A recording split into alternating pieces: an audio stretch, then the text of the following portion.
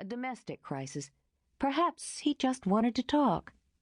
They weren't exactly close friends anymore, but did Harold really have any close friends? He'd never been the gregarious type, and Wickford was hardly a humming metropolis. Maybe it wasn't anything to worry about after all. Maybe it had nothing to do with the tests.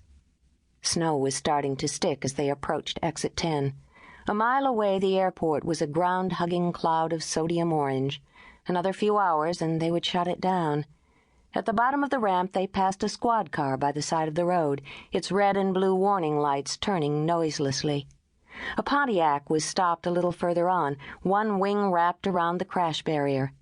The driver, a woman, was standing in the beam of the headlights, hugging herself, staring at the damage as if she couldn't believe what she was seeing. "Should have fitted them winter tires," said the cab driver, shaking his head. "Folks always leave it till they damn near kill themselves. Guess they think the bad stuff only happens to the other guy, right?" The Medon Diagnostics building was an anonymous two-story block of brown brick with recessed rectangular windows and a large empty courtyard. Like most of the properties in the area, it was surrounded by a tall wire mesh fence, but the main gate stood open, unattended. Tate himself was waiting in reception. Elliot could see him through the glass doors, pacing slowly up and down, still wearing his white lab coat. He paid the cab driver and went inside. Tate did his best to look cheerful, giving a hearty welcome and shaking Elliot's hand as if this was just a routine social visit. But when he saw the expression on Elliot's face, the smiling stopped. "Mike, I'm sorry about all the—" "I'm not supposed to be here, Harold," said Elliot, glancing at the uniformed security guard behind the front desk. "Oh." Tate closed the door. "Don't worry about that, for God's sake. My office is just down here." The inside of the building was budget high-tech, with brightly painted tubular furniture and blown-up photographs of micro-organic life hanging on the plain white walls. Elliot followed Tate in silence. "What a terrible night," said Tate. "And they say there's more to come." Tate was 46 years old, a year younger than Elliot, although of the two men he looked much the older. His short-cropped beard had more than a trace of gray, and although he still had most of his hair, his high forehead was deeply lined, like the fragile skin around his eyes. With a little more color in his cheeks, he could easily have passed for a Navy man. Elliot's looks were gentler, his complexion smoother, and he had friendly brown eyes that created a beguiling impression of vulnerability. It was something women in particular responded to. They walked down a long neon-lit corridor with yellow doors on the right-hand side leading into a series of private offices. A pair of bright red double doors on the left marked the entrance to the laboratories.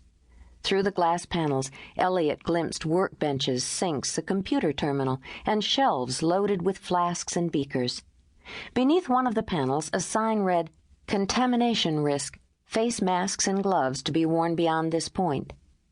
"I'm just through here," Tate said, punching a number code into a keypad and opening one of the yellow doors. "How's Margaret, by the way?" Elliot didn't answer at once. He wondered what the hell Tate was playing at. Was he afraid of being overheard? If so, by whom? Except for the security guard, the whole place seemed empty. "Fine," he said warily. "How's Susie?" "Oh, fine. Looking forward to Christmas, you know. She loves this time of year, especially when it snows. She's a real kid about it."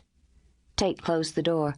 The office was large, with tables and filing cabinets along two walls and a desk at the far end.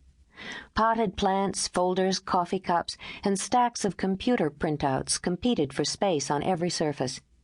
A window looked out across the parking lot to a dark expanse of ground that Elliot assumed was a park or a playing field. "Is this about her, Harold?" Tate looked puzzled. "Who?" "Susie. Are you two having problems, or—" No, good grief, no. Why would you—" He seemed to think better of the question, gesturing instead towards an upright chair beside his desk. "Please, Michael, have a seat. I'm sorry if you— It's turned into such a terrible night.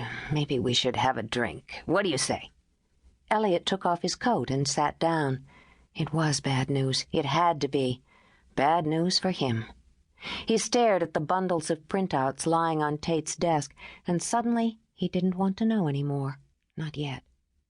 "I was in the den," he said.